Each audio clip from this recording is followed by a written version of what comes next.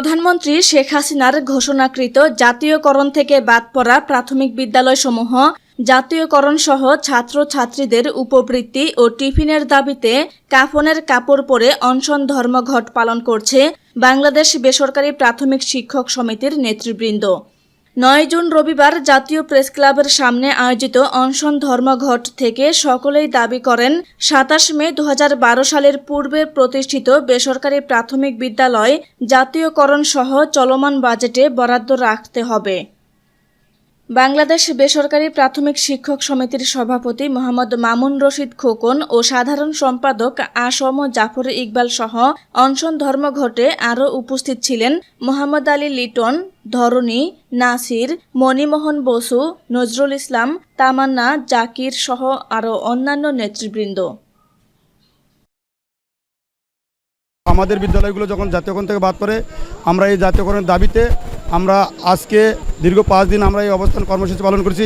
আমাদের দাবি মাননীয় প্রধানমন্ত্রীর যে ঐতিহাসিক ঘোষণা ছিল 27 মে 2012 পূর্বে যে সকল প্রতিষ্ঠান স্থাপিত হবে সেগুলোকে জাতীয়করণ আনা হবে এবং মাননীয় প্রধানমন্ত্রীর আরও ঘোষণা ছিল যে আজকে আমি সকল বেসরকারি প্রাথমিক বিদ্যালয়ে জাতীয়করণ ঘোষণা করে দিলাম।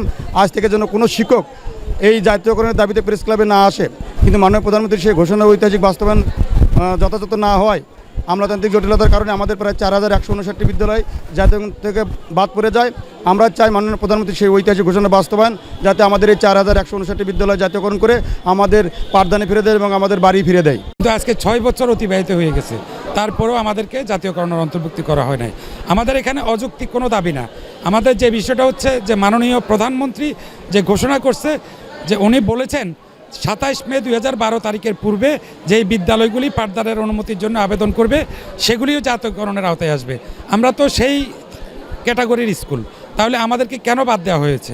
আমাদের মূল বিষয়টা হচ্ছে খুব দ্রুত সময়ের মধ্যে আমাদের যে বাদ পড়া বিদ্যালয়গুলি, যোগ্য বিদ্যালয়গুলি, এগুলিকে জাতীয়করণের অন্তর্ভুক্তি করা হোক। আমরা অর্ধারে অনাহারে আর কতকাল দিন যাপন করব?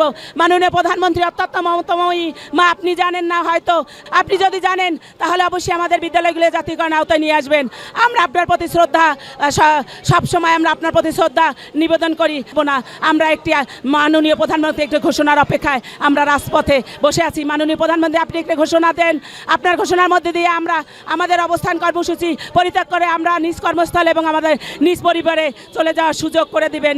ইতিপূর্বে আমাদের অনেক শিক্ষকও অসুস্থ হয়ে গেছে। আমাদের 2 দিন অন্বেষণ, 3 দিন অবস্থান কর্মসূচি পালন করতেছি। আমরা মাননীয় প্রধানমন্ত্রীর কাছে আমাদের একটাই দাবি, আমরা শিক্ষা যদি জাতির মেরুদণ্ড হয় আমাদেরকে জাতীয়করণের আয়তায় নিয়ে এসে এই জুন বাজেটে আমাদের জাতীয়করণ করে দেওয়া হোক এবং আমাদের স্ব কর্মস্থলে আমরা ফিরে যেয়ে শিক্ষকতা করতে পারি যেন, এই আমাদের দাবি, এই আমাদের প্রত্যাশা। আমাদের দাবি মানতে হবে, আমরা যাতে জাতীয়করণ করতে পারি সেই চিন্তা। আমাদের অনেক কষ্ট করে আসছি, আমাদের জাতীয়করণ করতে হবে। প্রধানমন্ত্রীর কাছে আমাদের একটাই দাবি, যদি আমাদের স্কুলটাকে জাতীয়করণ করে না দেওয়া হয় তাহলে আমাদের 20 কেজি দেওয়া হোক। আমাদের পরিবার সহ আমরা মৃত্যুবরণ করতে চাই। রাস্তায় নেমেছি, বাড়ি ফিরে যাওয়ার কোনো সুযোগ নেই। আমাদের বাচ্চারা আমাদের তাকিয়ে আছে, সামনে কুরবানির একটা ঈদ রয়ে গেছে, আপনারা জানেন না।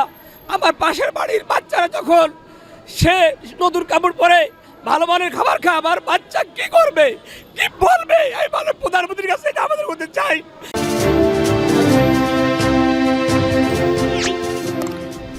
সাবস্ক্রাইব করুন এবং বেল বাটনে ক্লিক করুন।